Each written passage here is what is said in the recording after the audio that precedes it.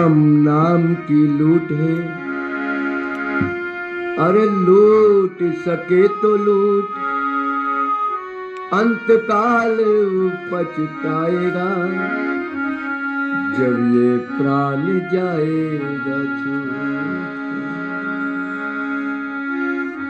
कोई इंसान को क्या देता है? ये आदमी सिर्फ बहाना है, भगवान देता है। ये जहन्नम भी अगर दे दे तो करूं तेरी शुक्र अदा, क्योंकि अपना ही समझकर ये अपने लोग को ही ये सजा देता है।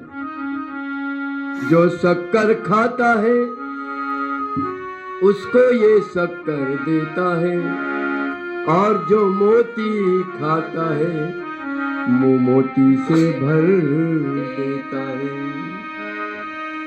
ये देने पे आ जाए तो ढेर देता है, और जब लेता है तो चमड़ी तक उधेड़ लाता है। याद रखो आप लोग, जब सुख आए तो हम फूलो मत, सुख हो गया हमको। जब सुख आए तो भूलो मत भगवान को, और जब दुख आए तो पूजने जाओ मत उसको। जब वो देगा तो आपको बहुत दे देता है, मगर उसके पास लेने का भी तरकीब है। और क्या तरकीब है? भक्त प्रहलाद हिरण्यकश्यप का पुत्र है, और हिरण्यकश्यप को ब्रह्मा ने वरदान दे दिया था कि तुमको कोई देवता मार नहीं सकता, तुमको कोई शस्त्र से मारा नहीं जा सकता। ध्यान देना, तुमको ना तो कोई रात में मार सकता, ना कोई दिन में मार सकता, ना कोई मनुष्य मार सकता, ना कोई पशु मार सकता, ना घर के अंदर मार सकता, ना घर के बाहर मार सकता। अब यह वरदान पा लिया हिरण्यकश्यप, कौन मारेगा मेरे को?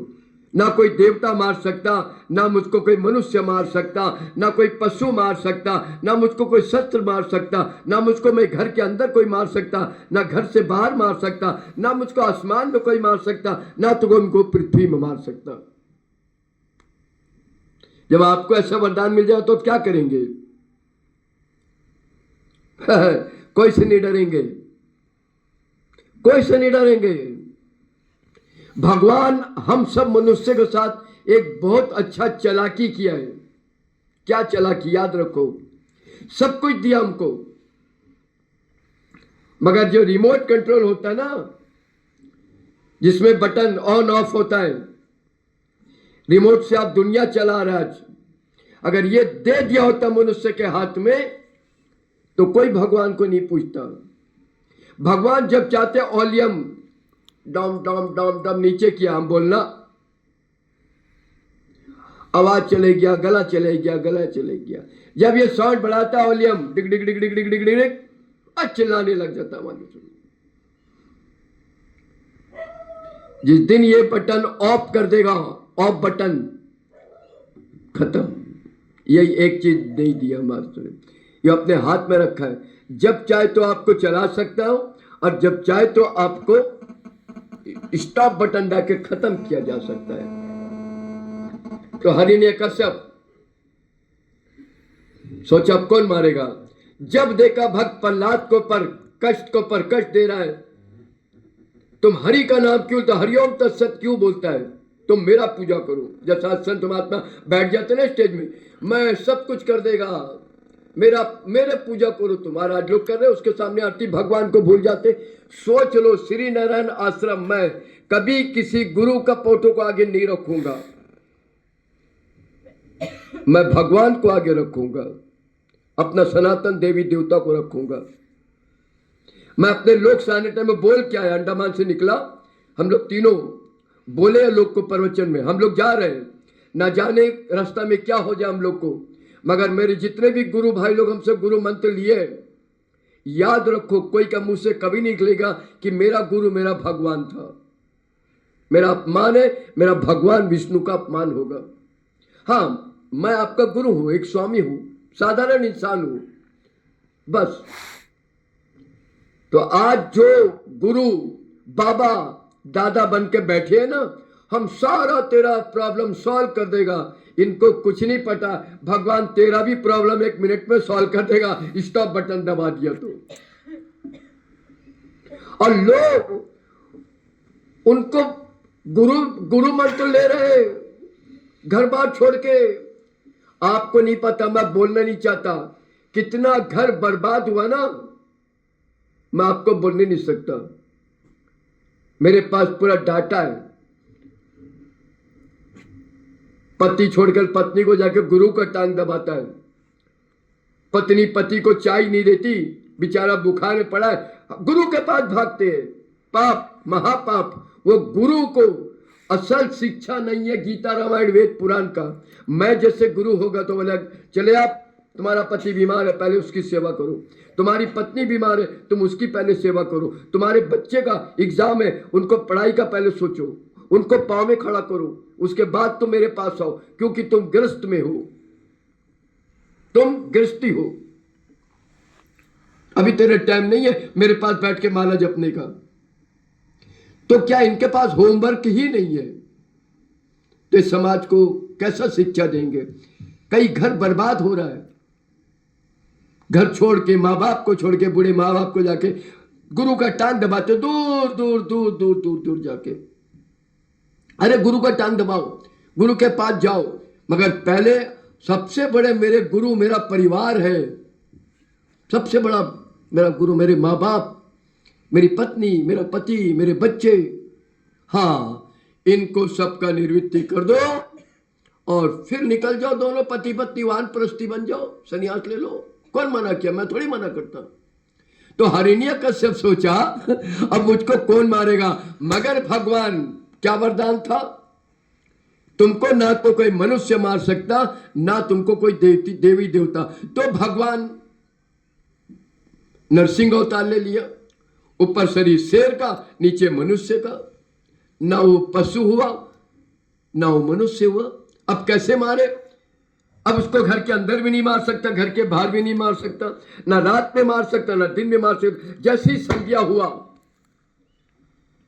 भगवान पहुंचा नरसिंह अवतार लेके और उसको पकड़ा।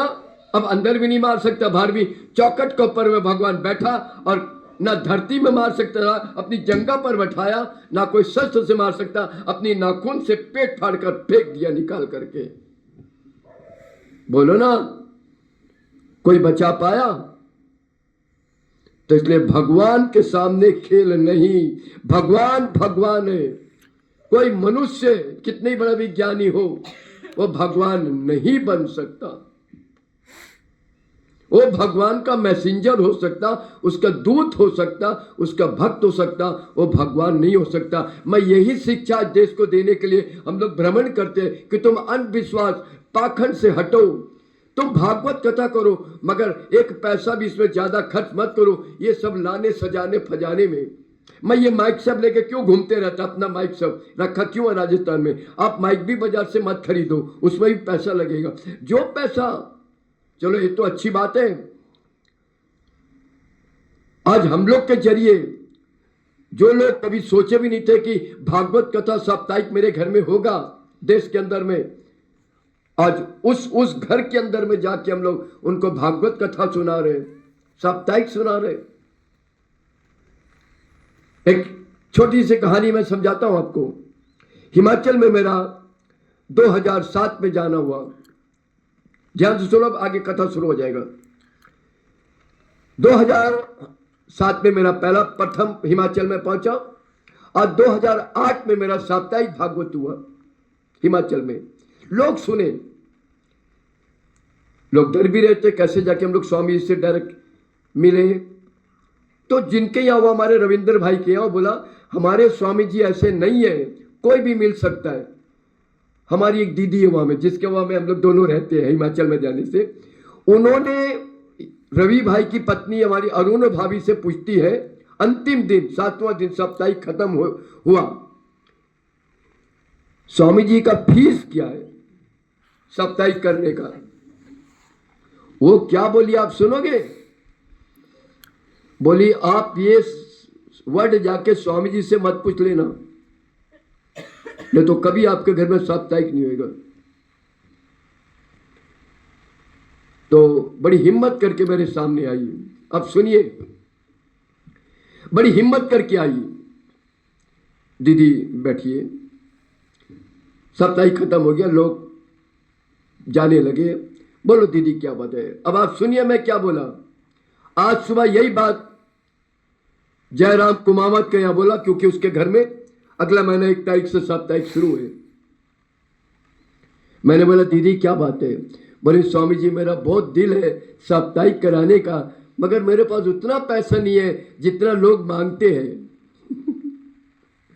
हो जाएगा आपके घर में साप्ताहिक? कैसे? क्या बोला आप सुनिए। कैसे? आपका घर में फूल तो बहुत है, मैंने देखा हिमाचल फूल बहुत है, बहुत फूल है। हाँ फूल तो होते हैं, थोड़ा सा चावल तो आपके घर में हो ही होएगा। हाँ है स्वामी जी चावल, बस मेरे को ये 2 चीज आप दे देना, फूल रोज और थोड़ा थोड़ा चावल, साप्ताहिक हो जाएगा। वो दंग रह गई कि ये क्या बोल रहा है स्वामी जी, फूल और चावल दे देने से साप्ताहिक हो जाएगा, कोई फीस का बात ही नहीं कर रहे स्वामी जी। और हुआ, हुआ 2 बार हुआ उसका यहाँ पर साप्ताहिक हिमाचल में। तो चलो आज अंडमान से हम लोग निकल के देश में गांव गांव में, छोटे छोटे गांव में 10-15 लोगों के बीच में भी जाके उनको कथा सुनाते हैं। भीड़ जमा करते नहीं हम लोग, भीड़ जमा हो जाना इसके लिए नहीं करते। एक दिन में 24 घंटे में एक हिंदू को भी धार्मिक शिक्षा दूं तो मैं सोचूंगा एक पुण्य मैंने आज एक दिन 24 घंटा में कर लिया। तो इसलिए ये धन्य है हम लोग जो अंडमान द्वीप समूह से हम लोग भ्रमण करते हैं कि हर घर के चौखट पर हवन हो, हर घर के चौखट पर साप्ताहिक भागवत हो, हर घर के चौखट पर एक दिन का तो कम से कम भागवत कथा हो जाए, एक दिन का तो कम से कम।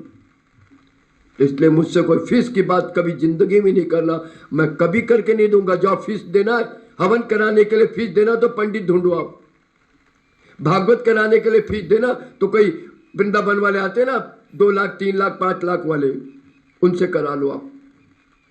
मैं हिंदू, हमारे हिंदू भाई बहनों को, आप हमसे कोई गैर नहीं है, देश के हिंदू हमारे हिंदू भाई बहन क्या अपनी धर्म को समय अनुसार मानते या नहीं मानते, वो मैं देखने के लिए हम लोग भ्रमण करते। नहीं मानते तो उनको धर्म सिखाते हैं, धर्म सिखाते हैं, ताकि आप अपने धर्म की सही विधि विधान पर चलो। अब अंत में मैं थोड़ी देर बाद एक कथा को 2 दिन से मैं रोक के रखा हूं कि पृथ्वी,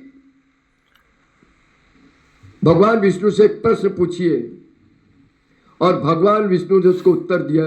वो आज थोड़ा आगे भागवत हो जाएगा, 9 बजे मैं आपको कथा सुनाऊंगा, जरूर सुनना। आज मैं सुबह ही बोला, आपका कलेजा हिल जाएगा हिंदुओं का भागवत की कथा को जब सुनेंगे तो, कि वाकई में क्या लिखा है और हम कर क्या रहे। जो आज तक लोग कहते हैं हम लोग ऐसी कथा तो स्वामी जी बहुत साप्ताहिक होता है हमारे यहाँ राजस्थान में, मुंबई वाले भी कहते हैं बहुत साप्ताहिक होता है, हिमाचल वाले भी कहते हैं बहुत साप्ताहिक होता है, मगर ये कहाँ से आप सुना रहा है? ये तो ये सुना रहा है ये जो लिखा हुआ है, मैं कहाँ सुना रहा हूँ।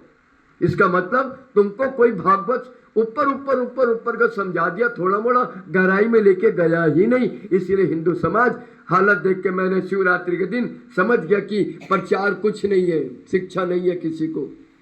इसलिए आगे का प्रसंग को बढ़ते हैं। अब कुछ देर और कथा आगे बढ़ेगी, 8वां स्कंद में हम लोग प्रवेश करना है और फिर एक कहानी आपको सुनाया जाएगा कि पृथ्वी जिसके ऊपर हम रहते हैं, खाते हैं, मकान बनाते हैं, मल मूत्र त्यागते हैं, मगर इसकी पूजा करते नहीं है हम लोग। कोई मंदिर में भी ये नहीं कहते, माथा नहीं टेकते हिंदू भाई लोग, ओ मैं आज समझाएगा कि इसमें क्या प्रार्थना करना चाहिए। जो आज तक स्तुति नहीं कोई मंदिर में हो रहा है, भजमन नारायण खाली ओम जय जगदीश्वरे गा के खत्म कर लेते, तो प्रार्थना तो बहुत दूर की बात है। ओम स्वस्ति प्रजाभ्या परिपालयन्ताम न्यान्यन मार्गेन मही महिषा, ये प्रार्थना तो बहुत दूर की बात है। स्तुति तो मामूली बात है। रामायण का बालकांड ध्वज संख्या 185 और उसमें श्रोता 1 से 4 तक लिखा है, वो ही नहीं गा पा रहे। आज श्री आश्रम देश में स्तुति प्रार्थना और विधि विधान सिखा रहा है कि हम हिंदू हैं, हम जितना अपनी विधि विधान पर चलेंगे हमको उतना सुख मिलेगा। तो अब कथा का आगे बढ़ते हैं और उसके बाद फिर दूसरी कथा मैं प्रवचन आपको सुनाऊंगा कि पृथ्वी क्या बोलिए भगवान विष्णु को। ओम शांति शांति शांति। आगे